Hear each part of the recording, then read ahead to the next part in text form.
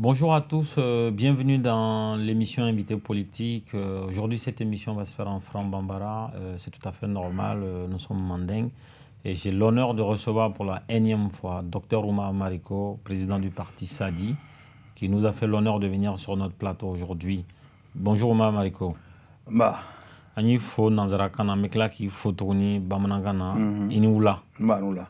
I ka na an ka studio kɔnɔ a bɛnna ma jala n ye kosɛbɛ sabula wagati o wagati ni sensela faransi yan n'an y'i wele i tɛ gɛlɛya don a la i b'i ka métro ta i bɛna an sɛgɛrɛ an tɛ sɛgɛ i foli la o la n cɛ ni baraji.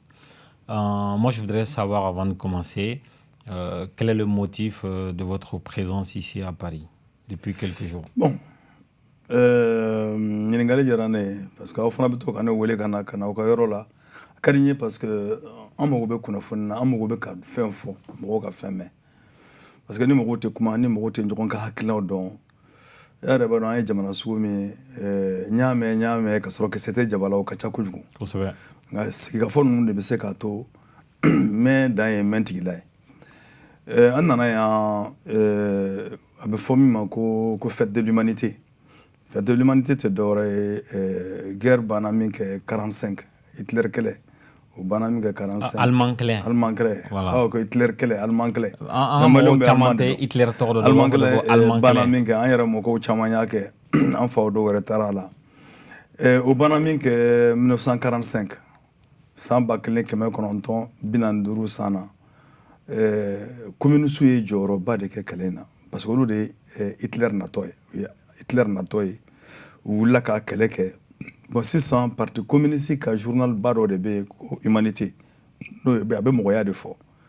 olu de nana ka na se kunnafoni ni sigi kɛnɛba in fɛrɛ k'a bila k'a fɔ mɔgɔ o mɔgɔ n'i bɛ mɔgɔya de fɛ i bɛ adamadenya taabolo ɲuman de fɛ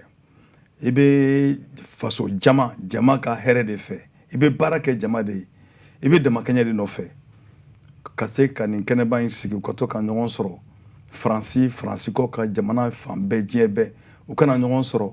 u kana ɲɔgɔn nabɔ ɲɔgɔn ka kow kalama ka ɲɔgɔn kunnafoni ka u tɛgɛw di ɲɔgɔn ma ka ɲɔgɔn dɛmɛ k'u ka hakilinaw yira ɲɔgɔn na o de kɔnɔna na nin y'a san 2 ye parti SADI bɛ mɔgɔ dɔw lawuli Mali la ka na a ma nɔgɔn donc nin sen fana an ye mɔgɔ lawuli ka na sarɔnta ne ma n'o la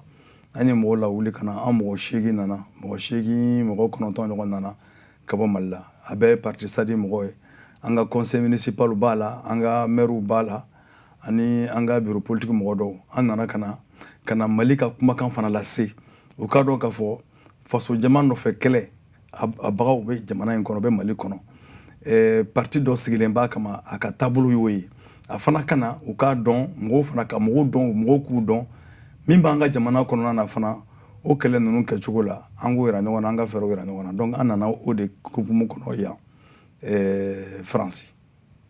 mɔgɔ minnu y'an invité ka na o ye humanité mɔgɔw wɛrɛ ye parce que an y'a ɲini u fɛ k'an bɛ na u ma gɛlɛya foyi don a la mais an yɛrɛ ko bɛɛ kɛra an yɛrɛ ye fo u ye waati kunkurun kɔnɔ u y'an ka délégation dɔw ta hôtel kɔnɔ tile 3 in kɔnɔna na bon a tɔ y'an yɛrɛ ka ta ka bin voilà donc o de ye an se kɛnɛ kan yan bi. SADI est parti politique des partis mais fanga ɲini. Voilà, le but d'un parti, c'est la recherche du pouvoir. Donc, avec un konke kabo malala kana fête de l'humanité là, avec nafa de la c'est parti SADI mam Mali kono Mali kunkanko lai. Avec nafa pas de la sama, a folo munye o hakli. Mɔgɔ minnu ni n'an bɛ kɛlɛ min na parce que an bɛ kɛlɛ min na a ma nɔgɔ a ka gɛlɛn kosɛbɛ. Donc n'an nana nin kɛnɛ sugu kan mɔgɔw b'a faamuya k'a fɔ jaa an kelen tɛ nin ɲɔgɔnna kɛlɛ la. A b'an ka parti ka tɔndenw n'an ka ɲɛmɔgɔw a b'u hakili jagabɔ. A filanan ye min ye maliyɛnw bɛ faransi yan a caman ne yɛrɛ bɛ hôtel min na o bɛ foyer baara kɛrɛfɛ a bɛ fɔ Montreuil o bɛ Montreuil bɛɛ ko Montre ye Mali ka capitale filanan de ye Faransi yan. Maliyɛnw bɔgɔden de bɛ yan. Maliyɛnw bɛ yan, u n'u ka kungow bɛ ɲɔgɔn na, kungo minnu dalen don Faransi fɛ. Maliyɛnw bɛ yan, u n'u ka kungo bɛ ɲɔgɔn na, kungo min yɛrɛ bɛ mara kɛcogo jugu fɛ an ka jamana kɔnɔna na. Donc n'o Maliyɛnw nana, n'olu ye ɲɔgɔn ye, ani caman ye ɲɔgɔn ye fana, a b'a to fana bɛ bilasira, a b'a to fana parti kɔnɔna na mɔgɔ caman bɛ hakili la k'i bɛ fɛn dɔw kalama Faransi ko la. O tɛ tiɲɛ ye dɛ, k'i to Mali kɔnɔ i t'a kalama dɛ. Sabu an ka tunkarankew fana tɛ fɛn bɛɛ fɔ an ɲɛna koyi. N'u taara an ye ko ɲuman min b'u la an b'o de lajɛ. U bɛ maɲumanko min na, u bɛ gɛlɛya min na, gɛrɛntɛ min b'a kan an t'o lajɛ. Sabu n'olu ye baara kɛ, olu bɛ wari sɔrɔ. N'olu ye wari sɔrɔ, u b'u hakili to u yɛrɛ la, u b'u hakili to an ka sigidaw la. Bon an dun bɛ se ka tile kɛ ka si baara la i tɛ foyi sɔrɔ. Donc nka n'o tuma n'olu ye ko ɲumanw nana, u bɛ sɛmɛ ni maɲumanko min na an t'a dɔn. Donc n'an ka tɔndenw nana u bɛ n'olu dɔn k'olu faamuya parce que an yɛrɛ bɛ si la an maliyɛn damaw minnu b'an ka tɔn na an bɛ si olu de ka so, an b'u ka kɛcogo ye, an b'u ka dumunitaw ye, an b'u ka sɛgɛn ye, an b'u ka maɲumanko ye, a b'an fana waju. A bɛ tila k'a dɔn maliyɛnw fana b'a faamuya k'a fɔ ja parti dɔ fana bɛ yen jamana kɔnɔ min hakili bɛ olu la u ka jamana kɔnɔ u ka tunga kɔnɔna na. Ɲininkali wɛrɛ bɛ yen 2018 n'ala jɛna n'a ye Mali bɛ président kura suganti n'a y'a sɔrɔ parti Sadi bɛ n'i bolo bɔ fanga nɔfɛ est-ce que labɛnw sabatilen don aw yɛrɛ kan ka labɛn min kɛ en tant que parti politique ani est-ce que le Mali est prêt pour organiser des élections en 2018? Bon,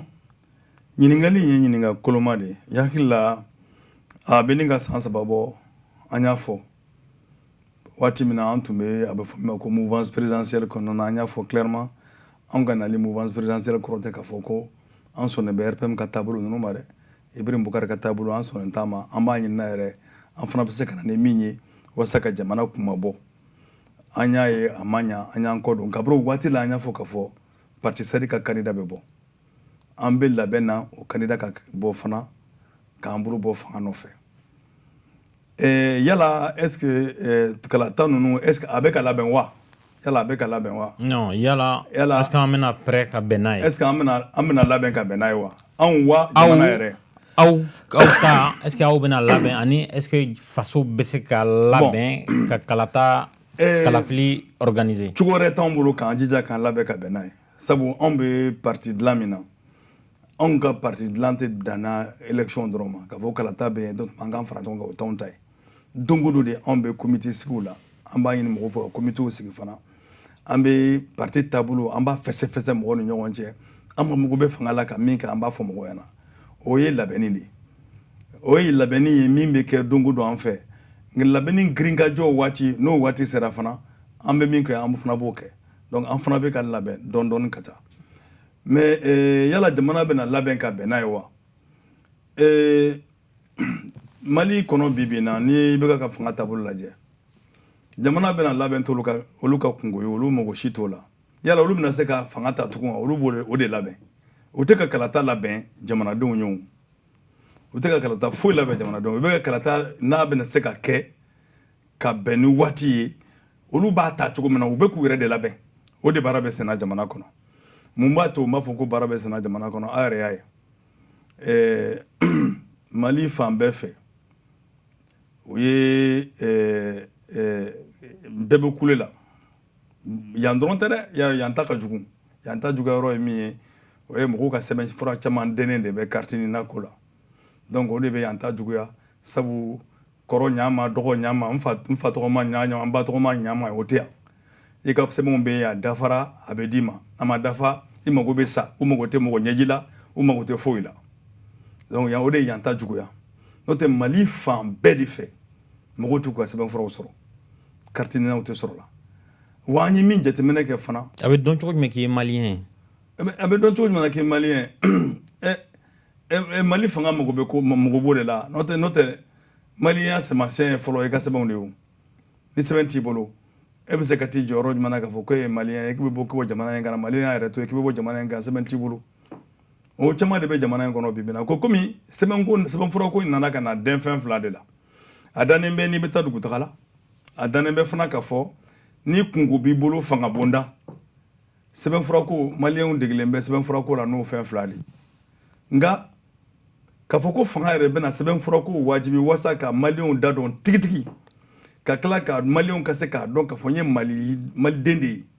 o baara an janfar'o la dɛ o mɛnna o tɛ kɛ jamana in kɔnɔ dɛ donc o tuma sisan sɛbɛnfuraw tɛ ka sɔrɔ nka an bɔra mun fana kalama an bɔra min fana kalama sɛbɛnfura caman sɔrɔla fɔlɔfɔlɔ la olu ma yira mɔgɔw la ani minnu bɛ yen tigintanw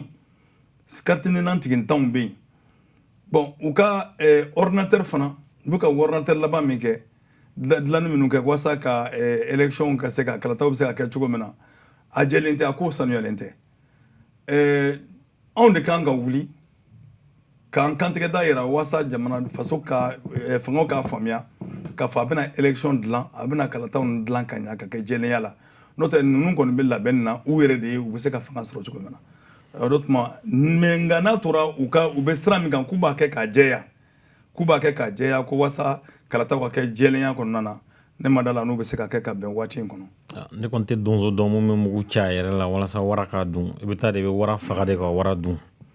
ayiwa o ye zanaba ye voilà kalata n'i y'a mɛn kalata n'i y'a mɛn i ye parti ye ko e Mumari ko kɛla président ye mɔgɔ de taara voter ye pour que mɔgɔw ka voter ye fɔ carte d'électeur de ka k'u bolo bon élection tɛmɛnen mɔgɔ minnu k'u si tun ye san 15 bi olu si sera voteli ma olu ye mɔgɔ joli est-ce que Mali administration sera ko mɔgɔ dafɔ mɔgɔ joli olu cɛla carte d'électeur dila mɔgɔ joli ma est-ce que c'est disons carte nina carte d'identité carte d'électeur dila mɔgɔ joli ma mɔgɔ joli sala mɔgɔ minnu votela fɔlɔ la mɔgɔ joli sala olu la n'olu kan ka bɔ yen mɔgɔ joli minɛna ka taa bila kaso la n'u tɛ se ka voter tuguni est-ce que nin bɛɛ jate dadɔnlen don o jate ma da dɔn i b'a faamuya min yɛrɛ la ko jate ma da dɔn parce que u kan ka to ka fɔ mɔgɔ ɲɛna u kan ka to ka taa mɔgɔw kan ka to ka t'u tɔgɔ sɛbɛn k'u ka carte ninaw ta nka ne taara yaala Bamako kɔnɔna na bon n y'a ye yan n y'a ye Espagne n y'a ye yɔrɔ caman na mais n taara Bamako yɛrɛ kɔnɔna na maɲumako dan don i bɛ taa Korofina dɔrɔn Korofina i bɛ taa mɔgɔw sigilen sɔrɔ dɔw bɛ san saba ko fili kɛra u tɔgɔ la n'a fɔra sisan ko Umar Mariko ni Mariko kɛra n'o sɛbɛnna ni ka ye k'a sɔrɔ ne ka Mariko ye se ye n'a fɔra ko k'a yɛlɛma ko sabu tɛ kelen ye dɔw ye san 3 kɛ u sigilen b'o la ne taara sɔrɔ mɔgɔ dɔw bɛ san 3 la u ka sɛbɛn yɛlɛmali nɔfɛ hali o don na fana u kun dalen la n'u b'a sɔrɔ c'est-à-dire que ni yɛrɛ de bɛ fanga ka fasanaya yira a n'a ka kɔnɔrɔn juguya nka o kɔnɔrɔn juguya ni o labɛnnen bɛ u bɛ se ka mana biri mɔgɔw ɲɛla cogo min na n'o tɛ n'i nana ye fanga ta jamana in kɔnɔ baara fɔlɔ min kan ka k'i bolo fɔlɔ k'i ka jamanadenw da dɔn baara fɔlɔ k'i ka jamanadenw da dɔn minnu bɛ jamana kɔnɔ minnu b'a kɔ kan i kan ka se k'a da dɔn baara filanan ye min ye n'i ma jamanadenw da dɔn e bɛ se k'u kunko dɔn cogo jumɛn na e bɛ se ka jamana musakako labɛn ka bɛn mɔgɔw ma cogo jumɛn na i tɛ se k'o kɛ o n'i ye jamanadenw da dɔn fana i kan ka se k'a dɔn jamanaden min bɛ baara min na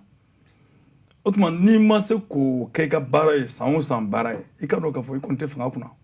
mais an filɛ ka kuma minnu fɔ tan ko fanga tɛ k'a ka baara kɛ bon wagati dɔ kɛla e yɛrɛ tun bɛ a tɔgɔ ye di an tɛ a banna la an ma bɔ a la dɛ voilà a bɛ an tɛ a banna fana a ka kobaw an famana ma a ye kobaw kɛ a ye mɔgɔw lajigi ka fɛn kɛ bon o kɛlɛkɛla kɛcogo la wa a dabɔla fɛn min kama a y'o fɛn sɔrɔ bon aw dun bɛɛ bɛ k'i labɛn a bɛ fɔ fɛn min ma dans son coin ka élection makɔnɔ élection dun e yɛrɛ ka fɔtala élection bɛ ka organiser namara de kan donc aw yɛrɛ bɛ k'aw ɲɛ datugu ka taa aw sen don namara fɛn de la aw bɛ ka mun baara de kɛ aw ka parti sadi ma question ma posé fɔlɔ dɛ aw ka parti sadi kɔnɔ aw bɛ ka mun de kɛ walasa ka nin ko ka ci k'a yɛrɛ kɛ ani an tɛ a banna kɔnɔ plateforme an tɛ a banna kɔnɔ est-ce que aw bɛ k'aw miiri ka kɛlɛ kɛ walasa solution ka sɔrɔ nin ko la an ka taa élection kɛ jɛlenya la parce que ni élection ma kɛ jɛlenya la e yɛrɛ b'a dɔn ko élection min bɛ ka kɛ dɔ de bɛ ka kɛ walasa ale yɛrɛ ka gagner Soumaïla Cissé b'o kɛ kelen dɔn a tɔgɔ de Musa Mara b'a ka fan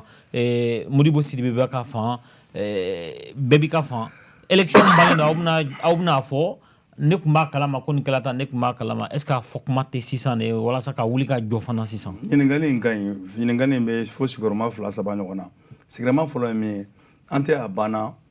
bɛ labɛn na baara daminɛna ko kelen min kan fɔlɔ a tagara fɔ min na o kɛra sariya sunba ko in ye mais an ma tila o la fɔlɔ dɛ parce que cɛ ko k'a y'a sonsoro de a ma fɔ ko a y'a bɔ yen dɛ o tɛ kelen ye dɛ donc o la an t'an sigi fɔlɔ k'a fɔ ko n'a wulila k'an bɛ wuli o hali kɔsa in na o don n'an kɔrɔ an tɛ a banna ye assemblée générale kɛ an bɛ labɛnniw de la an bɛ ka minɛnw sugulon k'a labɛn k'u lasigi parce que an tɛ a banna ka sariya sunba kɛlɛ in o ye jamana bɛɛ jɛ o y'an bɛɛ jɛ fo ni mɔgɔ minnu ni nanbara k'olu bolo kɔnɔ n'olu b'a fɛ ka kɛ nanbara sira ye komi IBK n'a ka partiw ni ademaw ni parti tɔ minnu b'a kɔ yen ka taa komi senidi ni kodɛmu ninnu ni yɛlɛmaw ni o parti ninnu bɛɛ IBK n'olu parti ninnu olu bɛ nanbara sira kan olu bɛ o nanbara sira olu de bɛ se k'u sigi k'a lajɛ parce que jate wɛrɛw b'olu bolo min t'anw ka jate min b'olu bolo an bɛ se ka labɛn cogo min na fanga hali n'a ma ɲɛ an bɛ fanga ta sa yɛlɛmani na an bɛ se ka sogolo ɲɔgɔn kunna cogo min na k'an ka nafa sɔrɔ siraw tɔbɔtɔ cogo min na olu b'o baara la mais anw tɔ minnu bɛ opposition na an fana tɛ kulu an ka kuluw tɛ kelen ye parce que an ka kungilanw tɛ kelen ye nka an bɛ bɛn ni min bɛ an bɛɛ b'a fɛ a ka kɛ jɛlenya la o la an ye sariya sunba kɛlɛ kɛ sisan fana ɲɔgɔnyew bɛ ka kɛ walasa an ka kuma kalataw bɛ se ka kɛ jɛlenya la cogo min na o t'anw kelen ko ye o ye jamana bi a n'a siniko baara de min bɛ se ka na ni basigi badabada ye jamana kɔnɔ o ye kalataw ka se ka labɛn sɔn jamana den ɲumanw ka se ka kɛ maires ye u kan ka se ka kɛ députés ye u kan ka se ka kɛ jamana président ye u kan ka se ka kɛ conseil régional n'a bɛɛ lajɛlen donc o baara in fo ni mɔgɔ min bɛ faso jama kan k'a namara i komi IBK ni RPM ni CODEM ni senidi ni yɛlɛmaw ni n ta sidɔn tɔw asuma ninnu ni parti tɔ ninnu ni mɔgɔ min b'a fɛ k'a kɛ o ta cogo la o ye kuma wɛrɛ mais n'i bɛ jamana de fɛ i bɛ jamana ko de la i kan ka ko bɛɛ de kɛ walasa kalataw ka kɛ jɛlenya la o tuma an tɛ a banna bɛ k'i labɛn o kɔnɔ parce que an y'o kuma fɔ an bɛnna o kuma kan ko an kan ka wuli k'an jɛ n'o kuma ye parti sadi ka kɔn an tɛ a banna k'o kɛ anw ye lettre ci administration territoriale ma o y'a sɔrɔ Aguerlaf bɛ ministériya la an y'a yira la ka fɔ kalataw kɛ ko ɲuman ye anw ka hamiba de an ye ɲininkali dɔw sɛmɛ a la a y'a jaabi an ye ɲininkali dɔw kɛ o ma taa jimi sira fɛ fɔlɔ nka komi sariya koba kɛlɛ nana an y'a ta k'a bila kɛrɛfɛ nka sani ne yɛrɛ kana bureau politique kan ka papier labɔ tugun an bɛ wuli n'a ye o kɔrɔ ko sadi b'a kan bila ko tɛ an tila ka na min mɛn kɔsa in na o ye ADP Maliba ye ADP Maliba fana ye sɛbɛn dɔ dilan k'a ci ministre ma ko ka an ka sɛgɛsɛgɛli kɛ an ka sɛgɛsɛgɛli kɛ kalata maɲɔgɔnw minnu bɛ yen an ka sɛgɛsɛgɛ k'a dɔn n'a sɔrɔ u ka ɲi u sigilen don ka sɛnsɛn donc olu fana y'o baara kɛ n b'a fɛ k'a f'i ɲɛna dɔrɔn an si sigilen tɛ nin ko in kan dɛ an tɛna an sigi fana k'a fɔ an tun b'a nin kalama o tɛ dɛ an bɛ k'an labɛn kama kalama kɛlɛ labɛn don o tɛ kɛlɛ kɛ don ye koyi o tuma an bɛ labɛn na i komi fanga fana bɛ labɛnw na k'a lajɛ u bɛ se ka nanbara lakika kɛ cogo min na sabu ko dɔ delila ka kɛ o san dɔw la o san dɔw la anw o y'a sɔrɔ an tɛ parti ye an ye mouvement de sadi a kɛra 97 la sadi tun tɛ parti fɔlɔ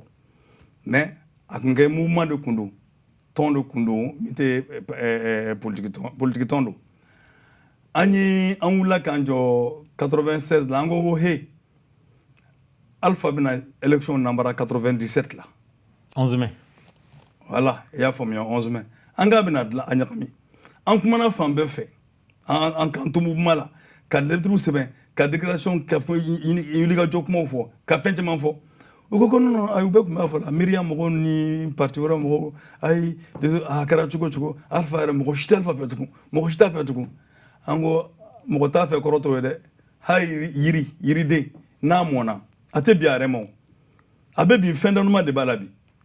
yiri bagamisɛnnin minnu b'a yɛrɛ kɔnɔ min b'a dun dɔɔni olu b'a dun ka taa k'a dun ka taa fiɲɛ min bɛ bɔ kɔfɛ walima kɔnɔ min bɛ se ka n'i sigi a la n'o ma sigi a la a tɛ bin o donc o la u hakili la ko Alpha ko goyara maliyɛnw ye ka se degré min na ka d'a kan a ye baara minnu kɛ n'a baara ma bɛn maliyɛnw ma mais u ko hakilila k'a fɔ dɔrɔn fiɲɛni bɛna dɔrɔn a bɛ taa nka élection nana kana kɛ min kɛ a y'a daminɛ ni élection député kalata ye député kalasigi la a kɛra pantalon de Moriba ye mɔgɔ minnu y'o labɛn ko IBK de tun y'o premier ministre ye ale de y'o labɛn ka tila ka wuli sisan mɔgɔw bugɔliw daminɛ kasola dɔw daminɛ f'an ye collectif des partis politiques de l'opposition kɔ IBK bɛ min kunna kopo sigi IBK bɛ min na a b'a si dɔn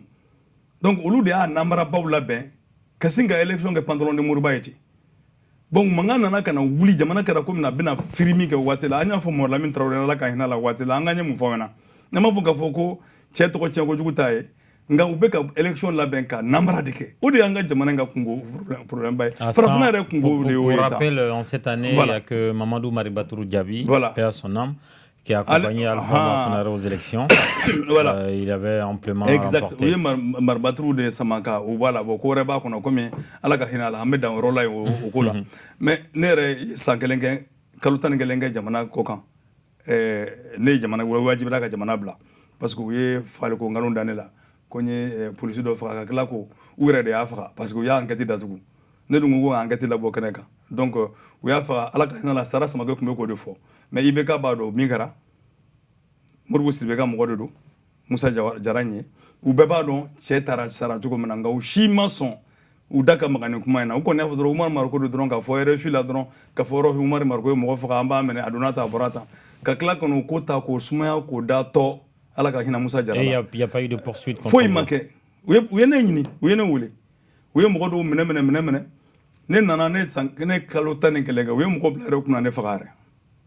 U ye mɔgɔ de bila ne nɔfɛ k'u bɛ ne faga ne tilal'u la o don su ne tilal'u la min kɛ u ye ɲininiw daminɛ ka mandadarew bila ka taa ne nana ka na n ka tɔndenw fara ɲɔgɔn kan n ko n ka taa n yɛrɛ di an b'a kɛ cogo min na o ko ayi Victor Siko ne ma ka na t'i yɛrɛ di ale tun tɛ ne ka tɔn na yɛrɛ komi n y'i la k'a fɔ n ko n ka karamɔgɔ don donc ne taara ne bɔra n ye kalo 11 kɛ jamana kɔ kan kalo 11 kɔnɔna na n nana waati yɔrɔ sumana tuma min na n nana sɔgɔmada joona dɔ fɛ fajiri dɔ fɛ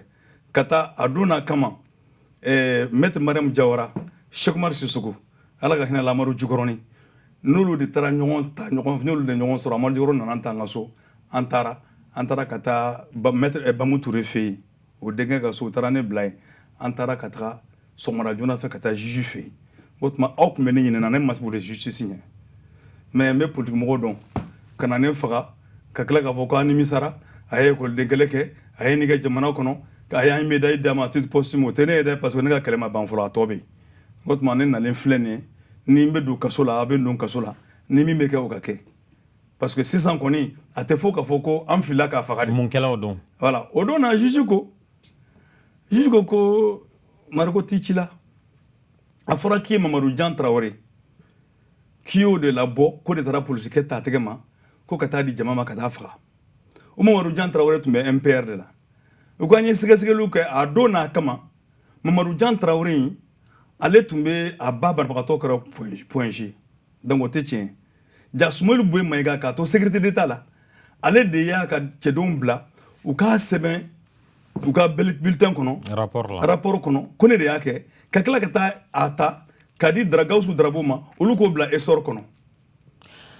Sumaworo Boye Mayiga est toujours vivant et toujours aux affaires au Mali. S'il a envie d'un droit de réponse, RP Média par ma voix lui accorde le droit de venir répondre à Omar Mariko. Ni kuma in diyara n ye tellement parce que papier bɛɛ bɛ ne bolo yen parce que bi an bɛ Mali bɛ yɔrɔ min na bi bi in na n y'o de fɔ Afrika bila tubabukan na ne b'a fɛ ka fɛn ye min kɛra ka fɔ parce que fɛn dɔ nsira tɛ sanu ye koyi donc n b'a fɔ walasa mɔgɔ minnu bɛ balo la o k'a fɔ ko n ye nkalon tigɛ yarɔ kabini tɛmɛna Afrika bila fo sisan mɔgɔ si ma jaabi fɔlɔ k'a fɔ ko n ye nkalon tigɛ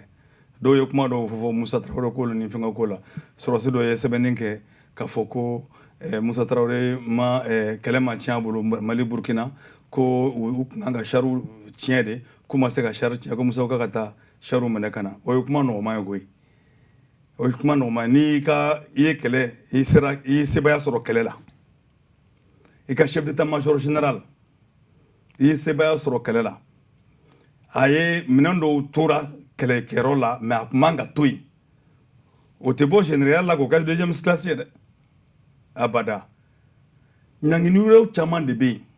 a bɛ se ka minɛ ka datugu punition bɛ se ka k'a la wa a bɛ se ka bɔ général ya la ka kɛ colonel ye mais ka bɔ général la ka kɛ deuxième classe ye soit Musa ye namara kɛ a ye sɔrɔdasi jala a y'a ta tiɲɛ ka bila walima ko dɔ de kɛra min ma diya Musa ye donc o la ko fɔbali olu an tɛ se k'o an tɛ don o la mais an bɛɛ fana y'a ye fana Bamakɔ chariw tun bɛ ta chariw tun bɛ jɔ u tun bɛ tiɲɛ sira la porte chariw bɛ tiɲɛ sira la san'u ka taa Wagadugu Burkina kɛlɛ la porte chariw bɛ siran tiɲɛ an y'a ye fana Burkinabɛw ye missile bɛ Mali bolo Burkinabɛw ye avion fitinin dɔ ta k'o bila u taara munumunu Sikaso kunna ka taa bombe dɔ bila ka taa muso dɔ bɔnɛ la école kɛrɛfɛla la ka segin ka taa n'u yɛrɛ Burkina a ma minɛ a ma foyi an y'a ye fana kɛlɛ bannen kɔ u b'a fɔ min ma ko intendance militaire affaire l'intendance militaire ni nafoloba tun bɛ don ko ka sɔrɔ su ka maintenance kɛ mɔgɔw y'u bolo fara ɲɔgɔn kan voilà bon o wari in a yirala k'a fɔ Mali ka sɔrɔdasi caman ɲɛmɔgɔbaw ninnu u y'o wari dun komi ɲɛmɔgɔw bɛ ka tiɲɛni kɛ cogo min na bi yɛrɛ u bɛ ka wariw ɲagami cogo min na a ma daminɛ bi dɛ o ma mana ko don dɔ an bɛna segin ni kuma ninnu bɛɛ kan donc nin kuma ninnu ye kuma ɲɛnamabaw de ye don dɔ an bɛ segin ni kuma ninnu bɛɛ kan ni Bube bɛ se ka na jaabi a kana fɔ voilà donc ni a kɛla Bube ɲɛna ko Mariko ye nkalon da la anw tɛ ala ye ka ko sara tigɛ nka an bɛ droit di Bube Mayiga ma a ka n'i sigi yan k'a ka fan fɔ Umar Mariko n'an sigila ka na élection ko la ni politique ko la n y'a mɛn journal dɔ da Mali la je crois que c'est le journal Le Sphinx ko wagati tɛmɛnen na ko carte nina vierge million 1 de dollars Mali la est-ce que e b'o ko kalama wa n'a y'a sɔrɔ o b'a kalama e ka parti Sadi ani plateforme tɛ a banna a ye wuli ka jɔ jumɛn de kɛ justice ka fana walasa ka nin ko sɛgɛsɛgɛ bon an ye lettre ci ministre ma min kɛ a gɛrɛla ma min kɛ a ko quartier minnu tora kɛrɛfɛ ko quartier minnu bɛ n'u kan ka minnu tɛ quartier minnu ma magamakɛ minnu na ko ye 11 de ye a y'o de fɔ an na 11 000 d'accord ne ma sɔn a ma o ma sɔn a ma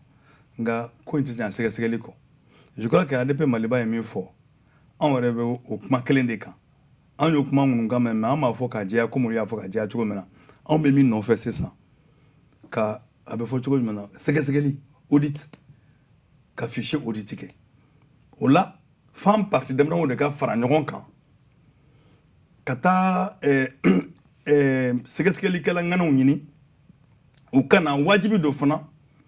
u kana sɛgɛsɛgɛli kɛ k'an ka fichier sɛgɛsɛgɛ ka a sɛgɛsɛgɛ ka ɲa n'an ma o kɛ k'an bɛ taa kala t'a la o cogo la an bɛ taa kala su an yɛrɛ ɲɛ la sabu i bɛ ka tun b'a fɛ ka yɛlɛma don ko la ni sariyasunba in kun taara ni sariyasunba in tun taara dɔrɔn a tun b'a ka Sénat a n'a ka parlement u bɛ jɛ u bɛ se k'a fɔ ko sisan ka yɛlɛma dɔ don sariyasunba kɔnɔ ko ni kalataw tɛ se ka kɛ ko président bɛ se ka a bɔ a dɔgɔkɔrɔ a tun b'o de nɔfɛ bon o sonsorolen b'a bolo fɔlɔ parce que an t'a fɔ a tiɲɛna a bolo fɔlɔ o sonsorolen b'a bolo fɔlɔ n'o tiɲɛna a bolo f'a ka fɛɛrɛ wɛrɛ ɲini dɛ o fɛɛrɛ ye jumɛn ye n ka nanbara kɛ kolo kan walasa n ka kɛ n ka to présidenya la sabu a ye jamanadenw bɛɛ tilala la bi jamanadenw bɛɛ tilala sisan a dogotu ye jɔn ye sisan o de ye kabako maɲumako makariko jinɛmɔriya tɛ diinɛmɔgɔw ne delila k'a fɔ Segu n ko Manden sigi fura fo bi Manden masakɛ bɛɛ ye sigiyɔrɔ ɲuman di diinɛmɔgɔw ma k'u bila minɛn kɔnɔ u ka se ka mɔgɔw ladamu ka mɔgɔw waju jogo kan ka jogow yɛlɛma nka Manden tile kelen ma diinɛmɔgɔ ta k'o bila ɲɛfɛ ko karamɔgɔ ye fɔlɔ ka kuma karamɔgɔ e fɔlɔ ka nin kɛ o tɛ Manden sigikan ye e fɛ o de bɛ ka kɛ bi o bɛ kɛ Sénat c'est comme n'a y'a sɔrɔ an y'a ye fana u bɛ ka jamana seko n'a dɔnko bɛ kɛlɛ a kun kan an y'a ye o y'o ye Alpha ka waati la Alpha bɛ n'i sigi ko jelikɛ ka kuma d'ale ma min na ka bɔ min o tɛ Manden sigikan ye dɛ donc o la ne ye nin fɔ Segu a bɛ ni ka san a kɛra 2014-15 la n y'a fɔ Segu n ko ni karamɔgɔw y'a daminɛ u bɛ ka kɛ cogo min na ka don politique la a kɛra fanga ye a kɛra opposition ye ka don politique la k'i bɛna politique mɔgɔw dɛmɛ o tuma karamɔgɔ tɛ tugun dɛ karamɔgɔ tɛ tugun i ka kuma latigɛ tɛ min don karamɔgɔ tɛ f'i ma tugun dɛ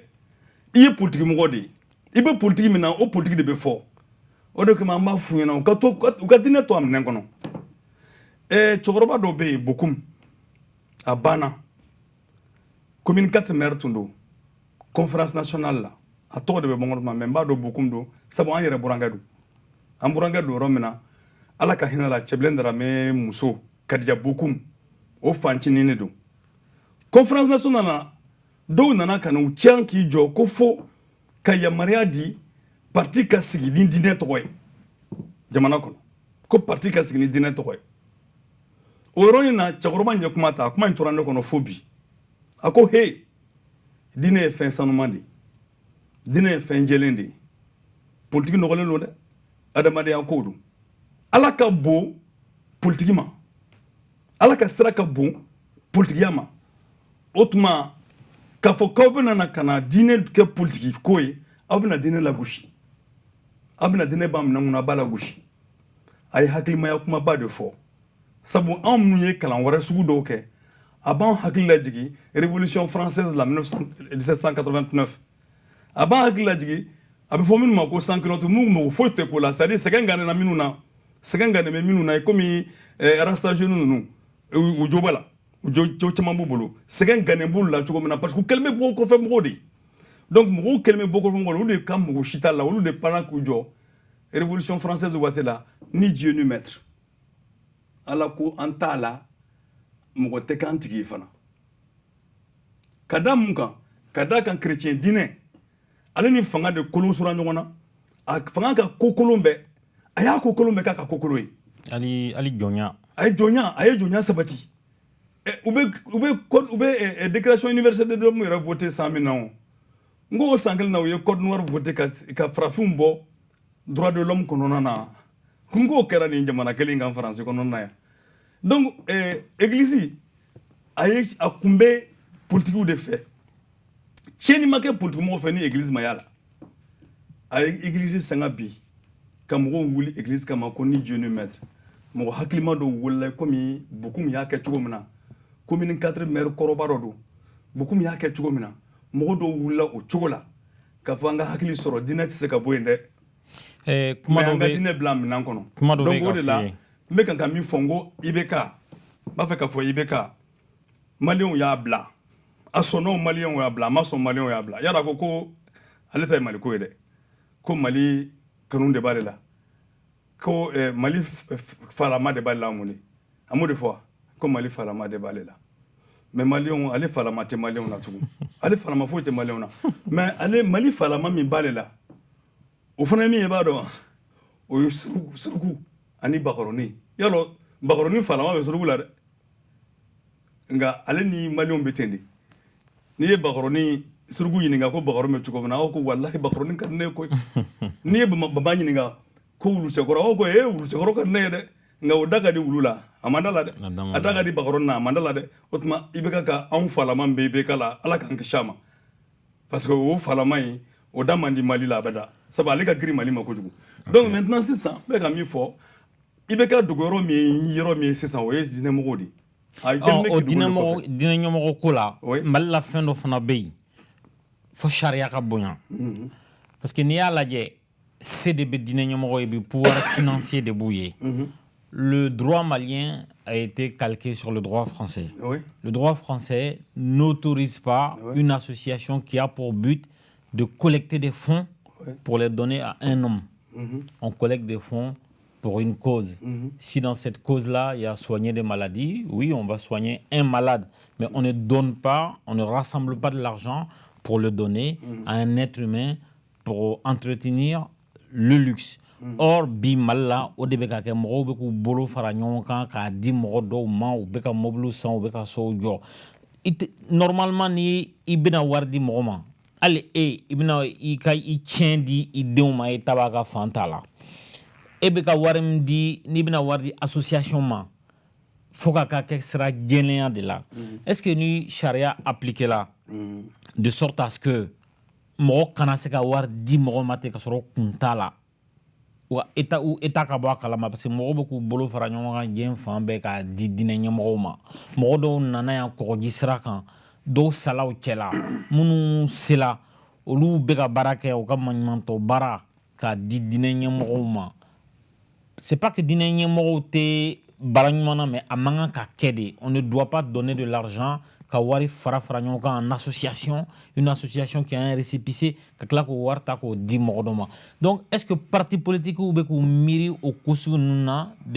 sur les voies de financement des personnalités religieuses de sorte à ce que on maîtrise le pouvoir qui est le leur.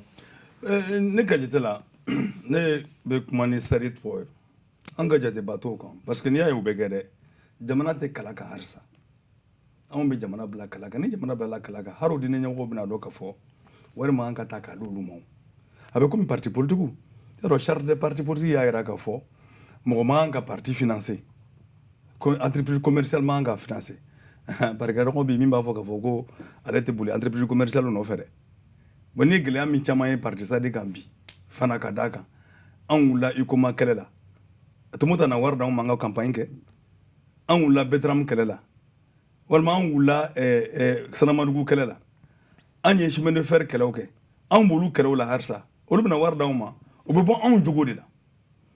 nka parti minnu bɛ fanga la olu ka baara don donc n'olu ka baara don mɔgɔ bɛ se ka dɔ wɛrɛ fɔ o la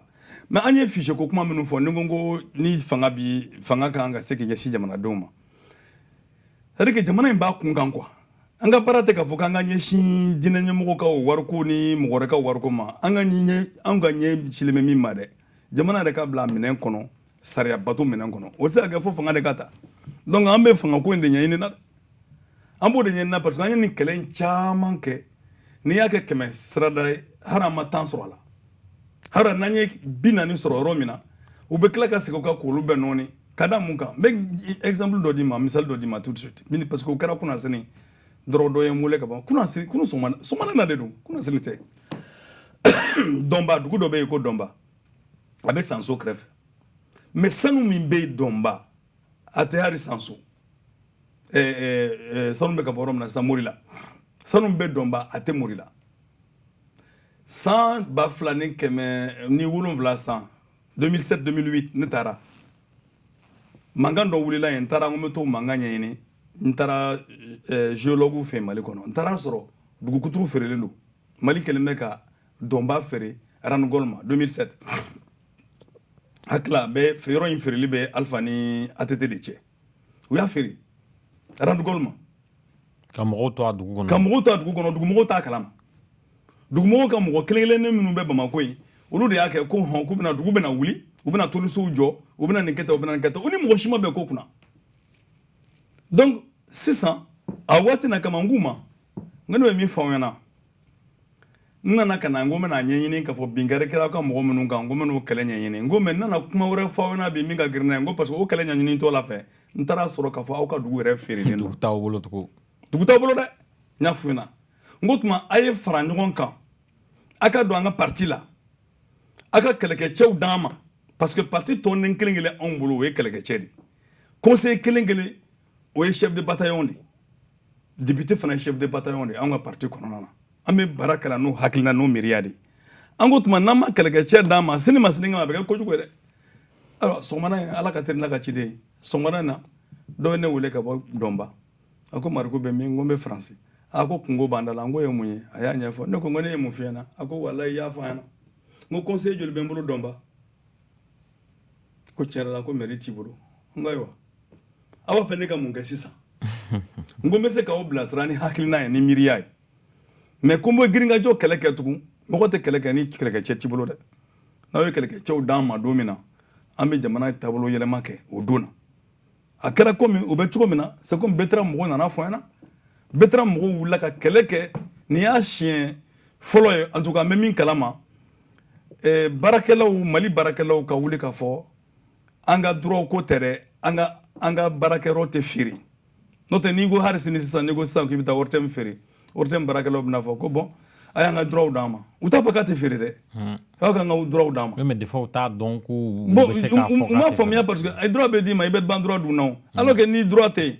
n'i ka i ka baara kɛ tila ka baara la n'a labɛnna e den bɛna baara kɛ walima mɔgɔ wɛrɛ den bɛna baara kɛ u t'o jateminɛ o Bertrand mɔgɔw ye kɛlɛ kɛ san joli kɛlɛ u nana ka na fɔ ne na ayiwa an ye dɛsɛra u nana ka na a fɔ an ɲɛna k'a fɔ ko an ka bɛn ko dɔ kan u kana droit dɔw sara an ye u ka nin kɛ u ka nin kɛ donc ne ko parce que minnu b'a feereli kunna y'a dɔn Simaga de don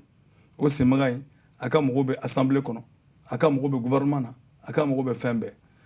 ne ye ministre Fili wele nin ko in kunna o yɔrɔ la a yirala fana k'a fɔ ko El Madani Diallo ADEMA kɔnɔna na nin tɔgɔ ninnu bɛɛ bɛ yen dɛ ale de y'a feere ale de ye hypothèque k'a kan mais hypothèque in tɛ sariya kɔnɔ n y'a fɔ Fili ɲɛna Fili ko k'ale b'a ɲini k'a dɔn a bɛna a ta kɛ cogo min na o de y'ale ka gɛlɛya ye entre waati kɔnɔna na Fili yɛrɛ gɛnna ka bɔ ministeriya la donc El Madani ye jamana El Madani Diallo ADEMA El Madani Diallo donc ADEMA de don u ye ala minɛ ka hypothèque ta k'a da Bertrand fɛnw kan k'a feere Simaga ma bon Simaga kun kan ka min k'a kɔnɔ a m'o fana kɛ baarakɛlaw sɛgɛnna u b'u ka droit minɛ ka taa n'u yɛrɛ ne ko a y'o ta kɛ a tɔ bɛ politique de bolo. Très bien. Donc si on va ça une émission kaban il faut qu'on a comme français fa kan donc français fa ni wati n'enfle wati na ko bi akuma gensen lo wa kele gensen lo sisan bɛɛ b'a kalama ko ko bɛ dugu la wa depuis kuma jan anti-CFA bɛ yen ceux qui se battent contre le franc CFA ils existent mais il y a eu un tournant l'affaire Kémi Séba. Kémi Séba, pour rappeler, il a brûlé un billet de 5000 francs CFA. Et la justice sénégalaise a jugé suffisamment grave cette attitude. Donc il a été expulsé vers la France. Pourtant, il avait réémigré vers le Sénégal pour mener son combat. Donc, et analyse déjà, on va parler de ce problème Kémi Séba. Et ensuite, on va avancer pendant 5 minutes. Kémi Séba problème ni mi filɛ nin tan nin b'a yira dɔrɔn k'a fɔ Sénégalikaw t'u ka jamana kunna n'o tɛ CFA to ye Sénégal nafa o nka bɛ Faransi de nafa olu ye cɛ minɛ k'a gɛn ka na Faransi ma fɛn k'a la o kɔrɔ Faransi yɛrɛ mago t'olu la Sénégali ye Faransi mago bɛ min na hali n'a ye wari ton jeni olu ka mago t'a la n'o tɛ ni crime don Sénégal a kan ka kɛ crime yan fana munna u m'a minɛ yan. Nin b'a yira dɔrɔn k'a fɔ an ka jamana ɲɛmɔgɔ ninnu u t'an ka jamana kunna u t'an ka jamanaw fɛ i ye franc CFA ko kuma min fɔ nin ye tan franc CFA ko kuma in bi m'anw bila la a kuma la franc CFA ɲininkali parce que an m'an teliya comme émission tɔ man jan ni franc CFA ko nin kɛlɛ ye niveau 2 de ye farafinw yɛrɛ bɛ ɲɔgɔn na fɔlɔ kɛlɛ la f'olu yɛrɛ ka bɛn fɔlɔ sani ɲɛmɔgɔw ka taa an ka ci lase dɔw de ko bi ko an ma balikuya fɔlɔ k'an yɛrɛ ka mɔnɛ dilan ka baara kɛ n'a ye o kelen ni kɔni n b'a fɔ yɔrɔnin kelen k'a fɔ o ye manamanakan de ye parce que n'i ka nafolo n'a t'i bolo n'a t'i taya la o kɔrɔ k'i ye mɔgɔ dɔ ta k'i ka mobili kura san k'a bila volant na ala ka d'a ye a ka d'a ye yɔrɔ min na a ka taga n'i ye yen nka e b'a fɛ ka taa yɔrɔ min na e bɛ chauffeur kɛ sago la donc n'a min ka di ye a bɛ taa n'a ye yɔrɔ la o de ye franc CFA ye wa anw Maliɲɛnw man ka ɲinɛ kelen kɔ franc ko in na wari ko in na munna Mali bɔra a la n ko Mali tun b'a la munna Modibo bɔra a la Modibo bɔra a la ka da kun min kan a ye taabolo dɔ de labɛn a ka jamana ye sɛnɛ usine kalan kɛnɛya a y'a ka programme ba dilan a kɛra komi Kabila Laurent Désiré Kabila ka programme ko a y'a dilan a taara yira club bɛɛ la BCEAO de kan ka wari di i ko nin projet in ka ɲi k'a ka ɲi kosɛbɛ mais n'i ko a ka ɲi wari bɔ u tilala k'u ban u t'a fɛ ka wari bɔ k'an to franc malien na o y'a sɔrɔ non an bɛ CFA la u kɛra indépendance talen n bɛ ka franc CFA nali ko cogo de fɔ tan ni kuma in sɔrɔ Umar Makadou da ala ka hinɛ a la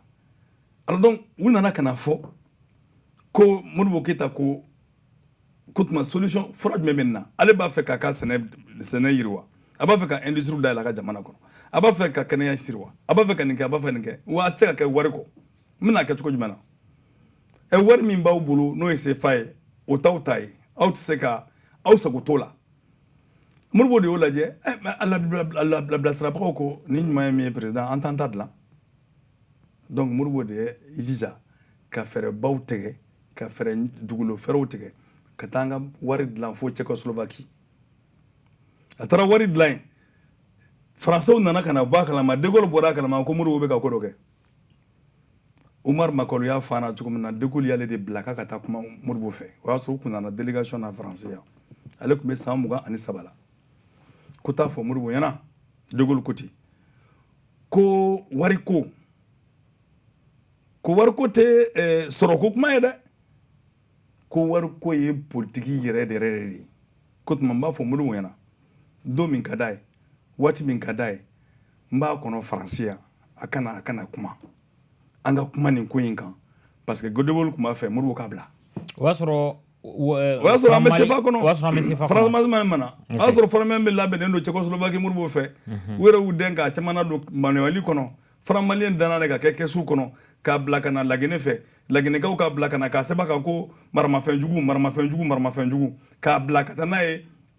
arrondissement bɛɛ kɔnɔ waati la arrondissement dɔ tun bɛ yen ka taa n'a ye cercle kɔnɔ ka taa n'a ye arrondissement kɔnɔ k'i sigi ka sɔrɔ ka débat daminɛ Modibo y'o fɛɛrɛ de kɛ o tuma k'a fɔ mɔgɔw hakili la k'a tɛ se ka dilan ja Modibo y'a ka wari dilan ka ban donc De Gaulle y'o fɔ ko Modibo kana De Gaulle tilala ka na sɔmi min kɛ an ka abonné dɔ bɛ an lamɛnbaga dɔ an'an terikɛ dɔ Isa BM i filɛ ka nin kuma min fɔ ale ye livre dɔ de sɛbɛn Modibo Keyita kan i filɛ ka nin kuma min fɔ tan a bɛ diya ye kosɛbɛ ayiwa donc o kɛra min kɛ De Gaulle ko u nana ka n'o kuma fɔ Modibo y'a ka parti fara ɲɔgɔn kan Modibo ko Mali fana ka nafasɔrɔ ko a n'a ka wariko kuma tɛ fɔ yɔrɔ wɛrɛ o bɛ fɔ Mali de kɔnɔ donc ale tɛ taa De Gaulle kunbɛn Modibo y'o kɛ donc o la o ma bɛn France ma a ma bɛn De Gaulle ma donc u tun bɛ Mali ka wari u b'a jasi ka bɔ Sénégal ka don i komi Laginɛ wari tun bɛ jasi cogo min na ka bɔ Sénégal ka don Senghor kɛra sababu ye ani Houphouët kɛra sababu ye ka Mali wari jasi mais dɔnbagaya ko fana tun b'a la dɔnniya ko fana tun b'a la sabu mɔgɔw dɔ kalannenw ni mɔgɔ ɲɛnabɔlenw olu tun bɛ Modibo jɛ kosɛbɛ o nka sisan mɔgɔ kalannen ni mɔgɔ ɲɛnabɔlenw banna a tɔ ye mun ye k'a fɔ politique sira fɛ Omar Mariko n bɛ fɛ i ka nin ko continuer fo ka na se franc malien voilà donc o la sisan Modibo y'a fɔ k'a fɔ u ye ɲɔgɔn ye baw kɛ k'a fɔ franc malien nana a bɛ bɔ ka sɔrɔ ka bɔ ni franc malien ja kɛsu minnu tun b'u bolo wagande minnu tun b'u bolo n'a sɛnɛba kan ko maramafɛnjugu o bɛɛ tun ye wali de franc malien de donc u y'a bɔ ka di o dira min kɛ de sisan mankanw de wulila daga wulila Sɔngola ma ye parce que dɔw nana ka na minnu kun ka jate la ko an tɛ se ka yɛrɛma hɔrɔnya kɛ an tɛ se an yɛrɛ kɔrɔ olu ye kɛlɛ wuli y'a ye Modibo b'a fɔ Laginɛ ko la parce que Laginɛ y'a ka wari dilan Mali ɲɛ Modibo ko ni mɔgɔ minnu bɛ Laginɛ lagosi n'a ka wari ye ko Laginɛ wari ye mun ye ko papier ko France wari ye mun ye ko papier ko mun ye barika don Laginɛ France wari la ko danaya ko mun bɛ barika bɔ Laginɛ wari la ko danabaliya ko wa ko ni mɔgɔ mɔgɔ ye Laginɛ lagosi n'a ka wari ye i n'ale Modibo tɛ dɛ i ni Mali fana tɛ o y'a sɔrɔ Modibo ta b'a kɔnɔ Modibo y'o discours kalan 61 Bafulabe be 62 Modibo bɔra n'a ka wari alors donc o la n'i y'a ye i b'a ta Modibo ka ko ɲɔrɔ la dɔrɔn i b'a dɔn k'a fɔ nafa min bɛ wari la sabu e ka bila sɔrɔ i ka jamana bɛ bila sira min kan e ko k'i b'o kɛ o ko tɛ se ka bɛn mais Abdou Diouf ma kuma fɔ Abdou Diouf ma fɔ k'a fɔ ko an ka nafolo min dagalen bɛ France k'a ka ca kojugu wa mun y'a to a dangana yan garantie de convertibilité tɛ yan n ko de y'a to a dagalen don yan nka ne ka jate ye min ye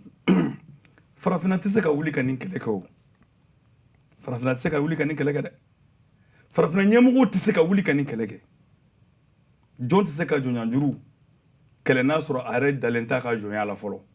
a sɔnnen t'a ka jɔnya ye fɔlɔ donc u tɛ se k'a fɔ k'i bɛna fɔ farafinw ɲɛna a ye bɔ ka wari dilan hali ni sini n'u kɔnna k'u ka wari dilan sisan wari ko in tɛ o wari in jɔn bɛ a nafasɔrɔ sira bɛ jɔn bolo jɔn bɛ se k'a fɔ a y'a kɛ tan a kana kɛ tan o de don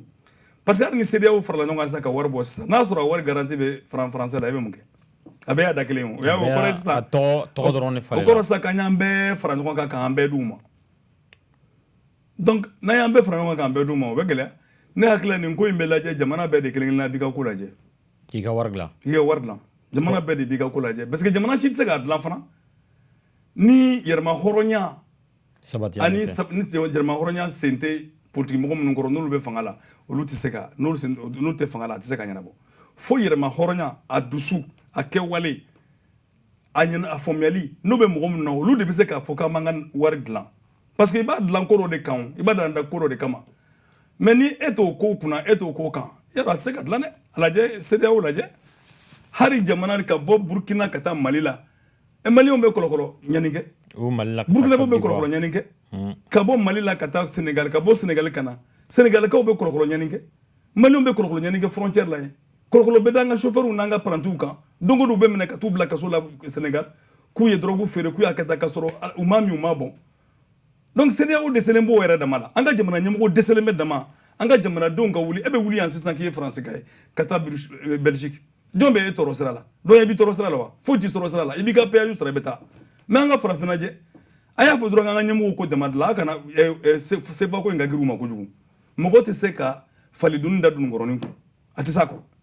kosɛbɛ donc Umaru Mariko ni kun y'an ka kuma laban ye donc i nalen comme n y'a f'i ye émission daminɛtɔ a diyala n ye a bonyana an ma an b'i fo an b'i parti sadi jama bɛɛ fo mɔgɔ mɔgɔ bɛ parti sadi la an b'an ka abonnés bɛɛ fo mɔgɔ minnu ye an dɛmɛ ka émission labɛn Antoine Kouré régisseur a bɛ vitre kɔfɛ an bɛ Antoine fo Antoine merci beaucoup an bɛ mairie de Paris fo ka Labo 6 fo ani boîte de production min an yɛrɛ dɛmɛ ka nin ko ninnu bɛɛ ɲɛnabɔ n'o ye le griot virtuel ye an bɛ bɛɛ fo aw ni ca ka lajɛli la k'an bɛn n ka foli fanba bɛ ye dɛ nka n bɛ kala kelen fɔ kumadonsow ko k'i kana fɔ ko nin diyara n ye ka bonya ma k'i b'a fɔ k'a bɛnna ma a diyara n ye ka bɛn ma a bɛnna ma bamanankan ka gɛlɛn an ye mɔgɔ kura de ye bamanankan na. I kelen tɛ dɛ parce que don o don tulo bɛ taa kalanso anw yɛrɛ tulo bɛ taa kalanso don o don bamanankan in nafaba de b'a la bamanankan in kan min don a galabu ka bon nka an bɛ yɔrɔ min na jamana kɔnɔ bi hali an tɛ bamanankan yɛrɛ mɛn tugun an ka tubabukan ko fɔ ye maɲumanko ye an ka kan yɛrɛ fana kɛla ka maɲumanko ye tuma n'an m'an jija an bɛ kɛ tonso ye dɛ anw kɔni bɛ k'an dege bamanankan na don o don aw b'aw jija o de o y'aw ka fɛngɛ ye mais ni fanga de kan ka se ka taabolo yɛlɛma walasa mɔgɔ ka se k'u ka kan dɔn ka walikan n'i ka kan faamuya ka ɲa walikan bɛ nɔgɔya i bolo kosɛbɛ mɔgɔ si tɛ développer walikan na aw ni ce aw ni baraji a ka lamɛnli la an ɲinɛna k'an balimakɛ fo a tɔgɔ Alayi Bokum Alayi Bokum i mun nana Umaru Mariko bilasira studio la voilà donc i ni ce i ni baraji aw k'an bɛn siɲɛ wɛrɛ merci